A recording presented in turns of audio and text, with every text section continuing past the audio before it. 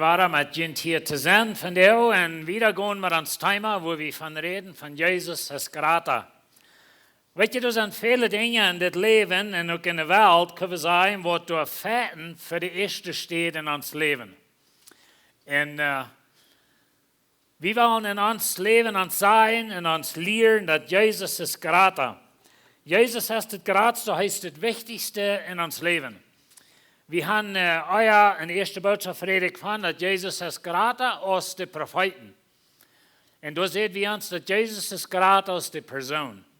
We hebben alle een persoon in ons leven, wat entweder oder die dan ons moed merken, dem Jezus nu volgen, oder die dan ons verzieken, weg te richten van Jezus. In de tweede boodschap predigt van Jezus is groter als engel. En daar zien we ons dat Jezus is groter als onze ervaring. Weet je, we hebben ervaringen gemerkt. Eenmaal negatief, eenmaal positief. En eenmaal wel onze ervaring, wat we gemerkt hebben, wel ons terughouden. Van Jezus werkelijk nu volgen. Veel zijn er geredet van dat Jezus is groter als de priester. En daar zien we ons dat Jezus is groter als de verstand. Er is groter als de leiderschap. En zo eenmaal zijn dat leidersvlees, in de kerk, in de kolonie, wo immer wat ons terughouden van werkelijk Jezus nu volgen. Vandaar wil we reden van dat Jezus is groter als dat opfer. Jezus is groter als dat opfer. En ik heb je gezegd van de Hebreeënbrief, van je in de Bijbel hier gaan, je kan naar het 10e kapitel gaan, dat is waar we vandaar waren nog some versen checken. Maar weet je, hier im Hebreeënbrief, da haben wir diese Begebenheit, dass das sind jüdische Christen. Und für was immer Ursache, ihr Leben ist vielleicht zu schwer, zu viel Verfolgung, oder die Familie hat ausgeschlossen, oder sie sind von der Synagoge ausgeschlossen, ich weiß nicht, was da alle wir, aber das ist ein bisschen so, ich stelle hier laatst die Familie vor, die jüdische Familie, was ein paar von ihren Kindern, die sind nur Jesus gegangen. Die Familie ist jüdisch. Nu zijn er de kinderen naar Jezus gegaan, die hebben Jezus aangenomen. En nu schafft de familie die kinderen terug te krijgen. En zo de schrijver im Hebreeënbrief, hij schrijft aan die kinderen. Hij schrijft aan die familie, wat Christen zijn, en grabelen en denken, als ze zullen teruggaan naar het Jüdische systeem. En zo de ganze Hebreeënbrief, die spreekt, is Jüdisch, die Beispiele zijn Jüdisch, wenn das an jüdische Christen geschrieben und so, dann dürfen wir das versuchen, von der in uns Leben anzupassen. Die von jünt, die Kinder haben, je weiten dort, dass jüne Kinder, die wollen allerhand Dinge. Haben Sie mal so belebt, dass Kinder jüten und denken Frauen? Ich glaube, wir haben alle belebt, nicht? Kinder, Frauen, immer eins, wollen die wollen Dinge, nicht? Aber nicht bloß Kinder, wir als Menschen, wir als große, ausgewachsene Menschen, wir wollen allerhand Dinge. So was auf deine List von Dingen, was du weißt. Vielleicht wirst du eine bessere Arbeit oder eine neue Arbeit. Oder du wirst ein erfolgreiches Geschäft haben. Oder du wirst Gesundheit haben. Hier den Grund von das kleinen Jungen. Und weißt du, das ist sehr interessant, dass solange wir gesund sind, dann wollen wir einmal allerhand Dinge. Aber wenn wir einmal krank sind, oder wir sind einmal auf so einer Stelle, wo wir vielleicht eine unheilbare Krankheit haben, dann ändert das Ding hastig von was wir wollen. Und so, wenn wir Krankheit haben, dann wollen wir Gesundheit. Das ist vielleicht ein Ding, was du weißt. Oder du weißt eine neue Chor, oder ein neues Haus. Oder du weißt ein Boyfriend oder ein Girlfriend. Oder du wirst mal wollen an Holidays gehen. Oder du wirst vielleicht mal wegtragen. Was ist auf der Liste von Dingen, was du weißt? Und weißt du, von der will ich ein paar Dinge sagen, was Gott will. Denk noch mal an, was will Gott? Wir haben unsere Liste von Dingen, was wir wollen. Und weet je, das geht ja immer arg, unsere Liste von Dingen, was wir wollen. Einmal ist es vielleicht sehr selbstsüchtig. Das geht ja immer arg. Aber von der wollen wir bedenken, über was will Gott. Was ist Gott seine Liste von was er will für dein Leben? Hast du mal gedacht? Hast du mal gefragt? Ich habe einmal gesagt zu meinen Studenten in der Bibelschule, dass ein von unseren ganz größten Troubles als Christen, das ist mein Willen in Gott sein Willen anleihen. Das fällt uns schwer. Wir sind selbstständige Menschen und das ist gut, dass wir selbstständig sind. Wir sollen sein in gewissen Monaten. Aber weißt du, da sind viele Dinge, was wir wollen. Aber dann einmal, als du denkst, was Gott von uns will, Und von der will ich nicht so sehr sagen, das sind Dinge, was Gott für die will oder was du sollst tun, aber Dinge, was Gott will für die. Da werden wir ein bisschen noch checken. Und bevor wir das tun, weil wir vielleicht die 3 Dinge geben, von der will ich erst noch einen Hebräerbrief checken. Und weet je, onze Bibel in een Opfer, dat je taub.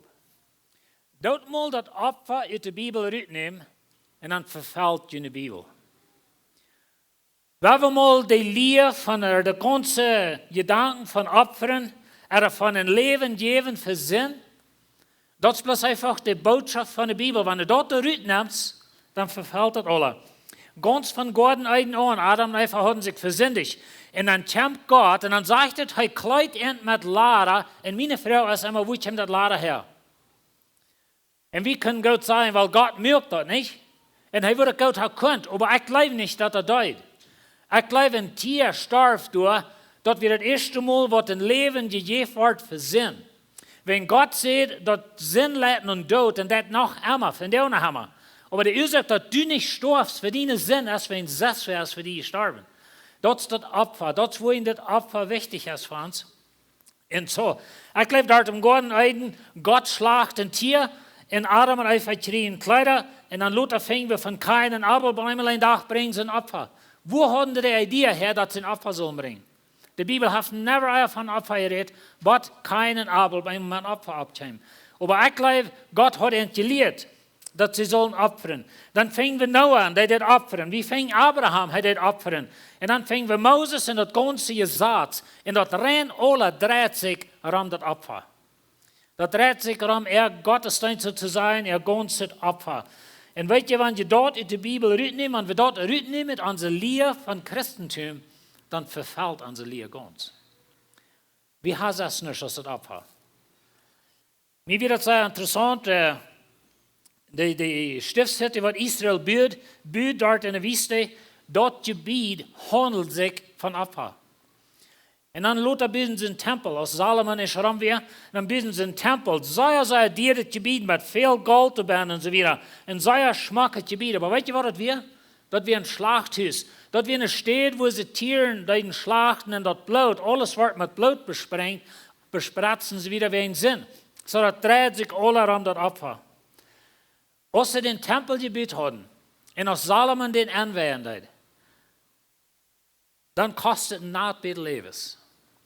22.000 Ossen wurden geopfert für die Anwehrung für den Tempel und 120.000 Schub. Große Herden Tieren wurden geopfert, als der Tempel wird angewehrt. Israel erleben, dort dreht sich um das Opfer. Wenn wir das Opfer nehmen mit Israel erleben, dann verfällt das ganze Volk. Das alle dreht sich um das. Sie hatten ihre Opfer, jeden Tag morgens und zu Uhr, mussten sie einmal opfern. Dann hatten sie das Passafast, wo sie opfern, in jeder Familie mussten Schub bringen. Also sie mussten einen Schub einmal vielleicht ein paar Familien taub werden, das muss ganz abgegeben sein wieder. Aber weißt du, das ist ein Geschichtsschreiber, der sagt uns, Josephus heute, heißt ein jüdischer Geschichtsschreiber von der Zeit, als Jesus lebt, in der Zeit ungefähr. Und er sagt, dass an der Passadach, dann waren über 250.000 Schub geschlacht, geopfert in Israel, in Jerusalem, bei dem Tempel. Und so die Geschichtsschreiber sagen uns, dass die Priester, die landen ab, dass die Tieren waren dann bitte kein Tempel geschlacht und so weiter. Dann haben sie Priester abgelernt. Und dann nehmen sie das Blut, vielleicht ein kleines Köffel voll Blut oder was, von jeder Schub. Und dann war das von einem Priester in den anderen geregt, aber dort, so weit auf im Tempel, da war das am Altar gespritzt. Und so dort wir ihr ganzes Leben. Der ganze Israel, sie reisen von weit und breit, kamen sie taub für diese Fasten. Aber in Wirklichkeit kamen sie taub für das Opfer. Aber weet je wat? Ik zeg je al dat ons geloven aan Christus, ons geloven aan Jezus, die verfällt ganz, wanneer we het Opfer uitnemen.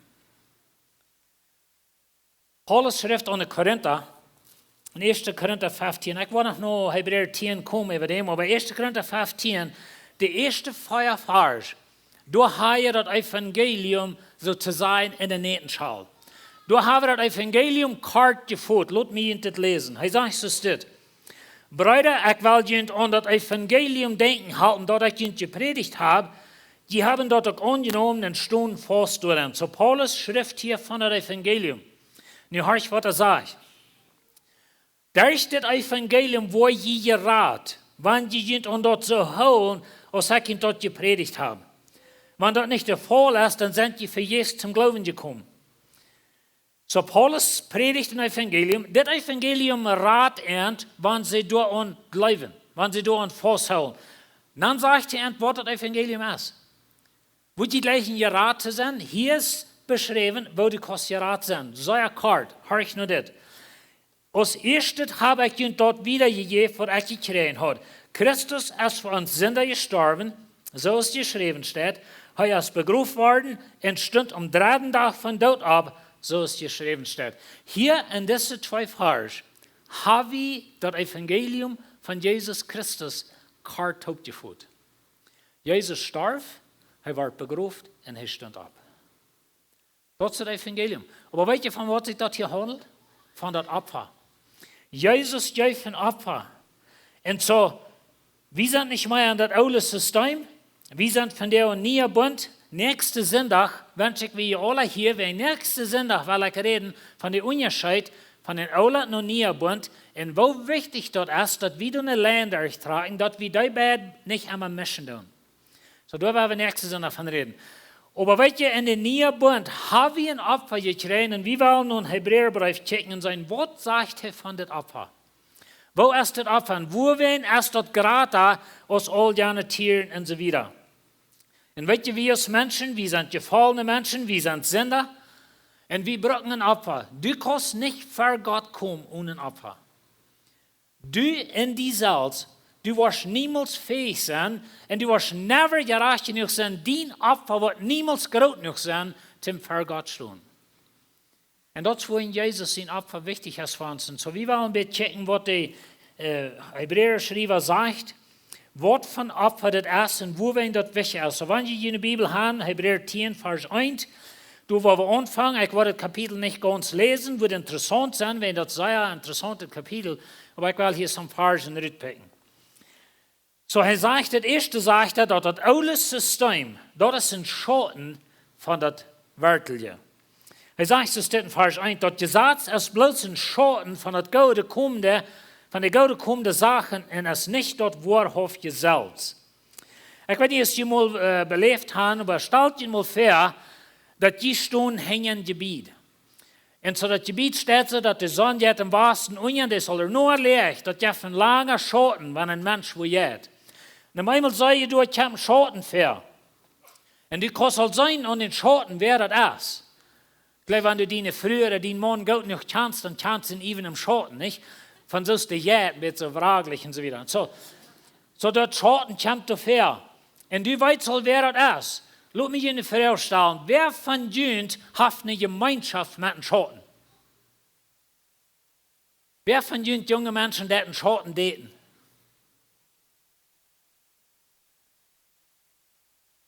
Aber wer ist mit einem Schatten befreit? Aber weißt du, wenn du ein Schatten hast, dann hast du eine wirkliche Person, nicht? Und dann so, über den der Schatten kommt immer wieder fair und so wieder. Und dann einmal hast du die Person durch. Das ist bloß ein Beispiel von einem Schatten. So, er sagt, das Gesetz, also die alttestamentliche Opferdinge, was sie all die Tiere, was sie mussten sterben und so wieder, dort wie ein Schatten von das Wirkliche. Dort wie ein Schatten, dass der Kampf wird hängen, dann einmal wird die wirkliche Person durch sein. Und so, dann einmal hast dich wie Jesus durch. Viele von uns, die haben Bilder in ihrem Heim. Wer von uns hat Bilder in ihrem Heim von der Familie an der Wand hängen?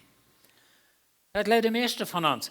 Aber wir haben ein Bild in der Altars von dem Jahr, was wir seit legen, oder den Jungen und so wieder, nicht? So, wir haben Bilder mit. Wer von uns hat eine Gemeinschaft mit einem Bild? Wir haben ein schmuckes Bild an der Wand hängen von uns ältesten Sehen. Der wohnt in Kanada, der ist meistens niemals hier. Aber weißt du, wann aber einmal hier ist, wir legen das Bild und das erinnert uns an Arm und so wieder. aber wenn er einmal hier ist, das ist ganz anders. Und das ist bei ihnen auch, weil die haben Bilder, aber weet je, all dat wat er vorher kwam, dat wie een beeld van wat er wordt komen. En bij eenmaal is de werkelijke persoon door. En zo Jezus is grata, als dat Opfer en oude bund werden, dort wir bloß das Schoten von das Werkelijke. Aber dann höre ich, was er wieder sagt. Das nächste Ding sagt er, dass das Opfer en oude bund, das können Sinn nicht wahrnehmen. Und das letzte Ding von Vers 1 sagt dieses dit. Doorheen können dat die nicht vollkommen merken, die mit ihren Opfer alle Jahre waren für Gott kämen. Und so wenn dort ein Schoten wir, können dat die niemals nicht vollkommen merken. Das ist ein interessantes Wort, was da gebraucht wird. Vollkommen. Ich meine, keiner von uns ist vollkommen, aber wir wollen das noch mal erfahren. Und so, er sagt, dass die Opfer dort, die können nicht wirklich Sinn für jeden. Er sagt wieder in Vers 2, wann das gegangen hat, dat de Anbeter der sie opferen ein und für allemal von ihren Sünden gereinigt werden. Und Gewissen auch nicht mehr verklärt hat, würden sie dann nicht mehr das Opfern abgehört haben. Aber weet je, in oude Bund, das Opfern, das ging von Jahr zu Jahr, Tag für Tag, jeder Jahr dasselbe immer immer. Für Jahr nur Jahr, hunderte Jahre so steht. Und so heißt es, wenn die Opfer, was dort werden, wenn die haben, wirklich könnt von der Sinn reinigen, dann würden sie damit abgehört haben. Maar weet je, hier werden we dat mal ein bisschen in huis holen.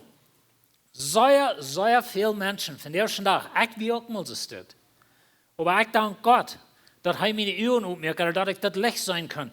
Sehr viele Menschen haben never Frieden in ihr Leben, wenn sie versuchen, selbst mit ihren Worten, oder mit ihren Beimeinungen, oder mit ihren Kleidern, mit was das alles ist, wir versuchen somehow irgendwann bei Gott Vergebung zu finden. Und dann checken wir noch uns selbst, und dann sehen wir, wo Anfall kommen wir sind, und dann sehen wir die Fehler, was wir gemerkt haben, und dann zweifeln wir, und wir zweifeln, und dann bringen wir Wahrheit Sinn, und dann bringen wir Wahrheit Sinn, und wir haben never Klarheit, dass die Sinn sind wahrgenommen. Weet je, wo wenig? Wenn wir brauchen das rechte Opfer. Wir brauchen uns eine Ding, uns eine Zeug, uns eine was immer. Und so hij sagt, so wird es dort. Die opferten Tag für Tag und Jahr für Jahr. Weet je wo wen? Wenn der Neim nicht Sinn war. Das Opfer können nicht Sinn wahrnehmen. Und so gewassen wir never rein. Und weet je, wenn die das nicht klar haben, dass Jesus Christus hat einen Sinn vergeben in Christus, dann ist ein gewassen never rein.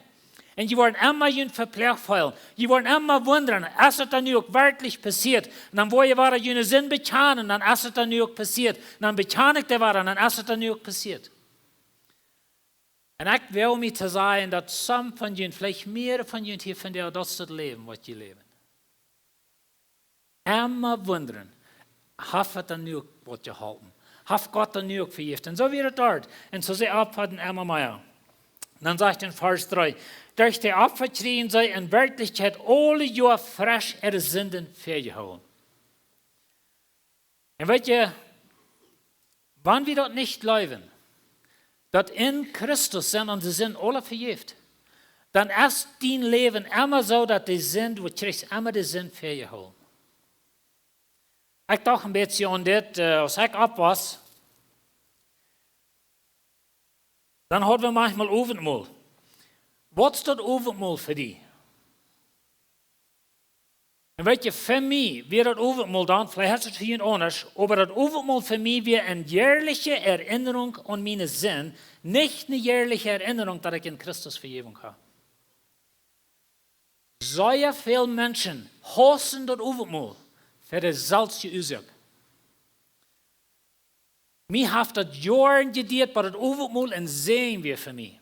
Als ich abwas, meine Großmama, da wir die Einzige, was dann können Abendmahl kommen, und das ist eine lange Geschichte, aber meine Großmama ganz schwarz angetreten, und weet je, das hält sich gleich wie ein Antrieb zu Abendmahl. Aber das war ein Begräbnis für mich. Ich ging im Rief gesagt, mir ging schlecht den Tag. Und dann einmal wie ich geraucht, und dann wie ich bei ihm meinte, und weet je, ich sage das nicht zum entweder Doel an der Wort, aber dort war für mich eine jährliche Erinnerung an ein paar Mal das Jahr, für das ich verloren ging. Und dann war in mein Leben rumgerufen, sein, wo ich mich verschuldigt, wem habe ich mich nicht bekannt, oder wo habe ich was getan. Und weet je, das ist ein schrecklich schweres Leben sonst dort.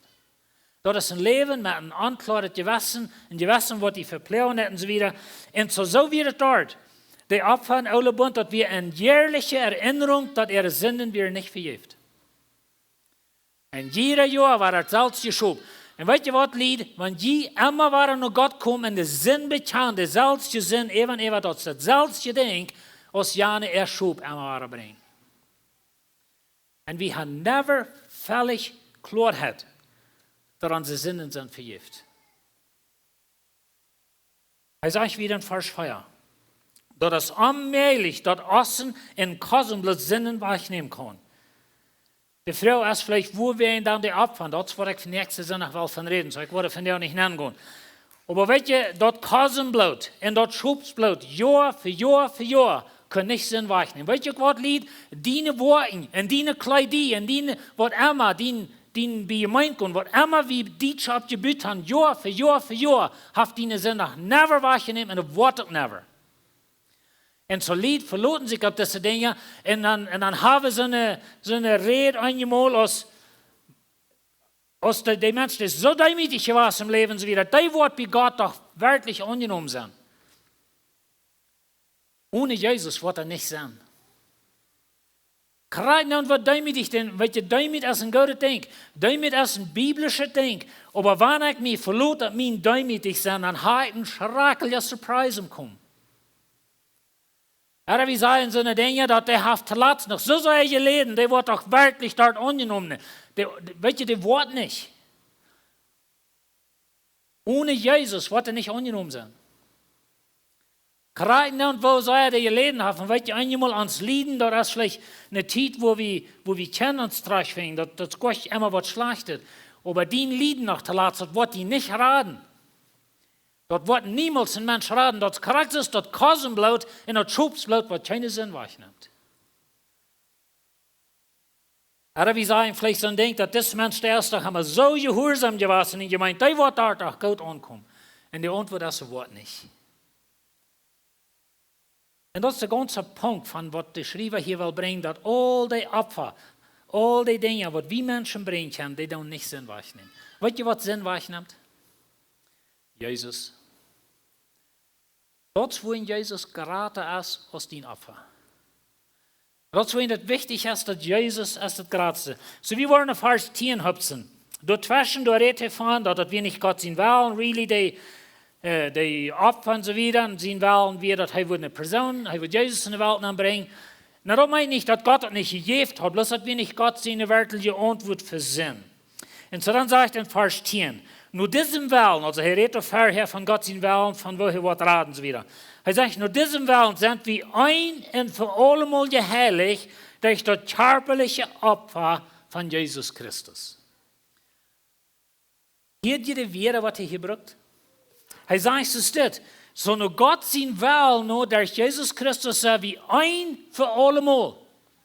Weet je, dat redt van de Vergangenheit. Dat redt van een ding wat passiert is. Dat is eenmaal voor allemaal passiert. Dat Jesus Christus onze zin neemt. Hij ging een kreuz. En zo durch dit, zegt hij, zijn we geheiligd een voor allemaal. En weet je, hier is een woordheid bij en hij wordt hier nog eenmaal zijn. Maar hier is een woordheid bij wat zeer veel mensen niet zich wehren om te nemen. Weet je wat dat is? Dat in die Stellung in Christus bist du 100% vollkommen.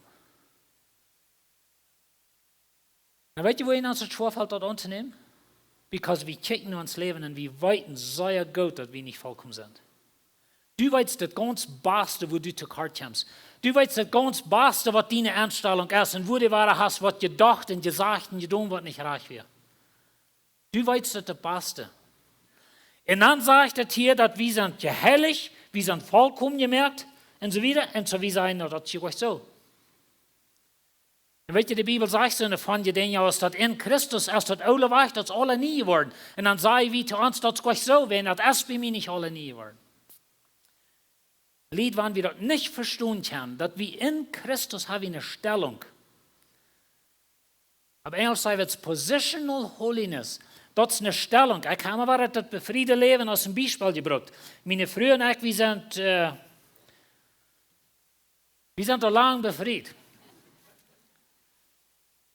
Aber wir mal da, 22. Mai, dann kommen wir in die Kirche an als jungen Mial.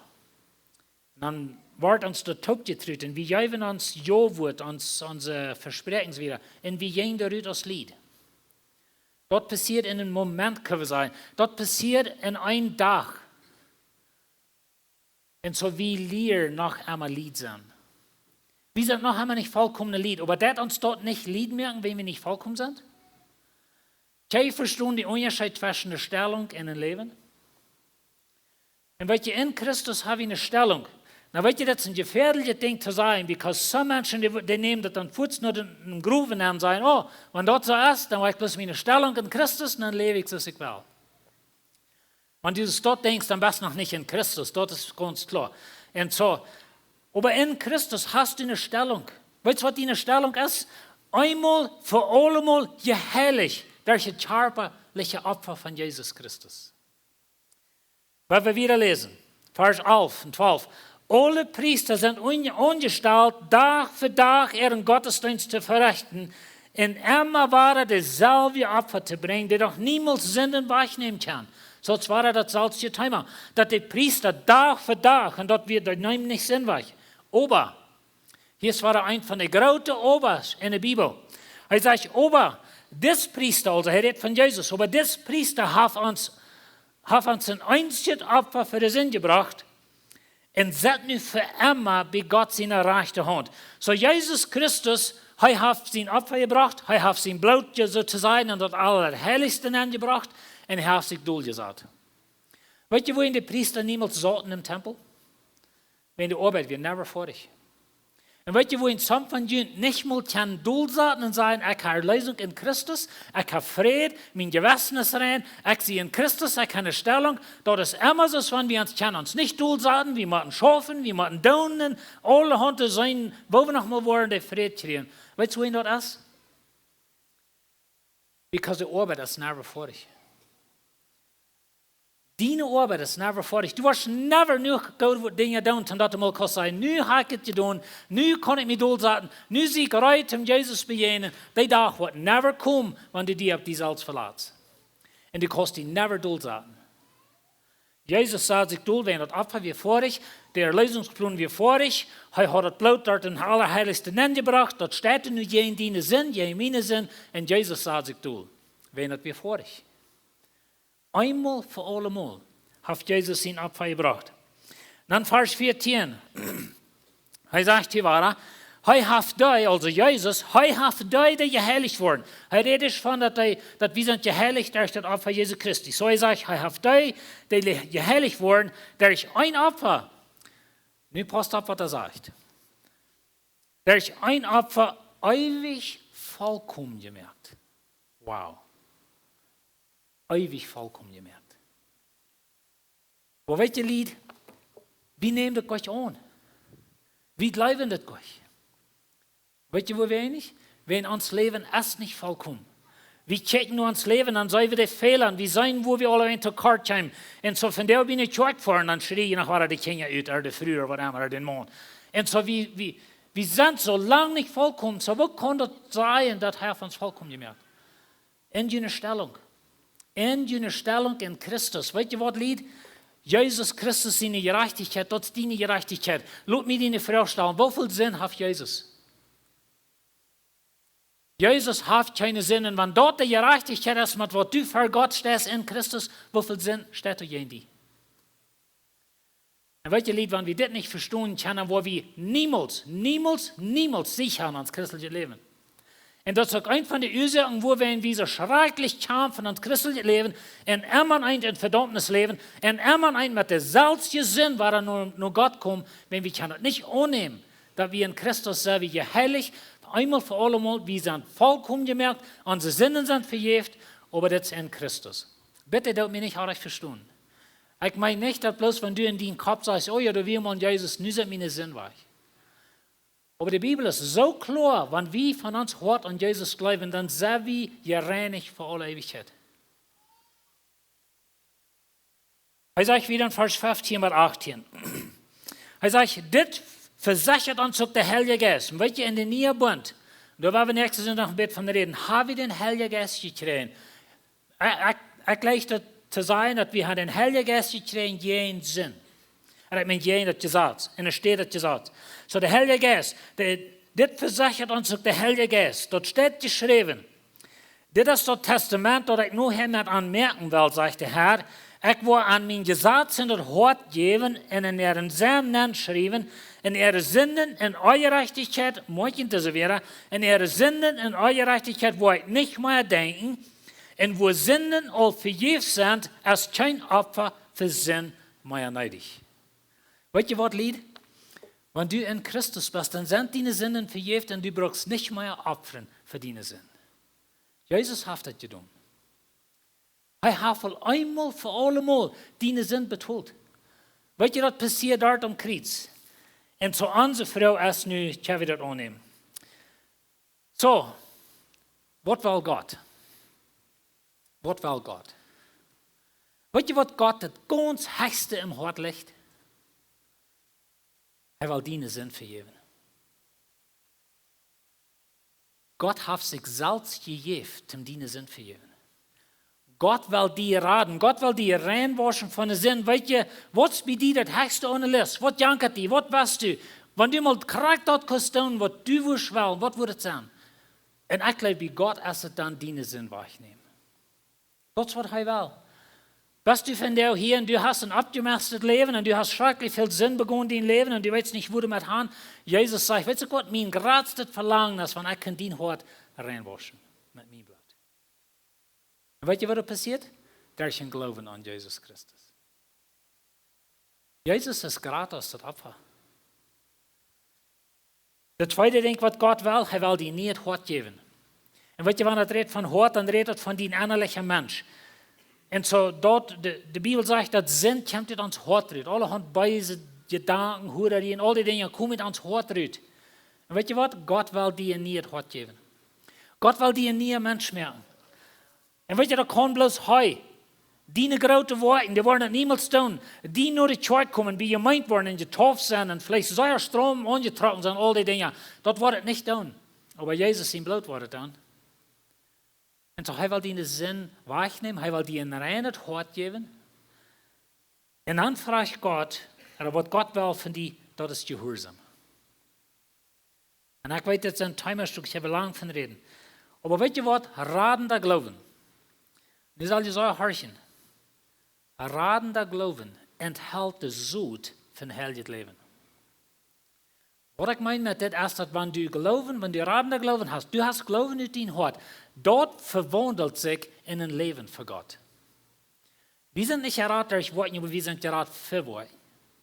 Weil wir nicht so eine Idee kriegen, dass wir sind bloß in Christus gerat, in Christus sehe ich geheiligt, ich sie vollkommen gemerkt, nu gut zu leben, als ich will. Das ist nicht Gott sein Willen für uns. Gott sein Willen ist, uns Sinn vergeben in Christus, uns nie das Hort zu geben, und dann uns halten, dass wir kein Gehorsam sind. Hosea 6, Vers 6. Er sagt, ich sehe nur treu hat gelebt und nicht nur Opfer. Ich check mir Raum nur Gehorsam und nicht nur Brandopfer. Na, das wird der Teil im Ouden Bund. Wir weiten die Geschichte von Saul. Er wird gleich Gehorsam. Du siehst Samuel auch zu ihm. Gott will lieber Gehorsam als Opfer. Gott will Gehorsam von deinem Leben. Gott will noch viele Menschen das Evangelium bringen, wenn du bist. Und so das ist nicht bloß, dass wir Jesus annehmen und dann wenn es wild dran. No. Aber wir müssen das mal einmal verstehen, dass in Christus bist du einmal für allemal geheiligt und einmal für allemal vollkommen gemerkt. Das ist deine Stellung in Christus. Und nun ist unsere Aufgabe, durch nur zu leben. Na, wir wollen niemals in uns Leben vollkommen werden, aber das soll unser Ziel sein. Und weißt du, wir haben den Heiligen Geist gekriegt, um uns halten mit den Dingen. Wir wollen ein bisschen Luther das Jahr, weil wir eine Botschaften bringen von der Timer, von wo der Heilige Geist mit uns gewassen hat und sozusagen Grenzen sagt, wo wir gehen. Und so, wo wir uns können lernen, sozusagen, wenn kommt, den Tun zu bleiben. Und so das für Luther am Jahr. Aber von der will ich Ihnen sagen, weißt du was, Lied? Jesus ist gerade aus dem Opfer. Was ist dein Opfer? Mit was versuchst du bei Gott Vergebung zu finden? Bist du hier von der Hand gekommen und du dachtest, dann wird Gott die gleichen? Ich freue mich, dass ihr hier seid. Aber weet je Gott? Jesus ist gerade aus den Opfer. Weil wir Jesus annehmen. Und er verspricht uns, dass in uns Vergebung, durch Heiligung, durch Vollkommenheit, in unserer Stellung in Christus, bist du zu jeder Sekunde, in jedem Moment reut, Jesus zu begegnen, wenn du in Christus bist. Wollt ihr mit mir abschauen, weil wir zu beten? Ich würde Ihnen doch sagen, wenn hier von der Sonne sind, was Jesus nicht kann, oder die fehlt vielleicht Gebet, oder die fehlt ein bisschen zu halten mit so Dingen, wie wollen hier sein, Fern Luther. Aber kannst du Jesus? Weet je wat, Jesus ist gratis das Opfer, was immer du bringst, was immer du versuchst zu tun, Jesus ist gratis dort, er ist sicher, und ohne Jesus sind deine Sünden niemals vergeben. Never. Und das wollen viele von uns nicht Frieden haben. Weil wir das im Glauben annehmen, dass Jesus das all unsere Sünden wegnimmt. Himmlischer Vater, wir danken dir für dein Wort. Wir danken dir, dass du uns großer Gott bist. Und du hast einen Erlösungsplan gebracht, Herr, was wunderschön ist. Und du sagst uns von dir, dass Jesus ist gerade aus der Opfer. Und du weißt uns, wo in Oule Bund die Opfer niemals Sinn wegnehmen.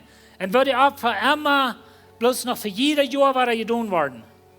Und Herr, einmal erwiesen steht. Und wir bringen uns selbst zu Sinn, Jahr für Jahr für Jahr. Und wir nehmen das niemals völlig an, dass du uns wirklich vergeben hast. Und Herr, wir danken dir, dass du uns vergeben hast. Wir danken dir, dass wir Erlösung können finden. Und Dankeschön, dass du hier bist. Und ich bete für jede Person hier, vielleicht hast du so was die nicht kennt, Herr. Ich bete, dass der Heilige Geist nur Kraft wird reden und tragen und dass Meier würden die finden. In Jesus' Namen.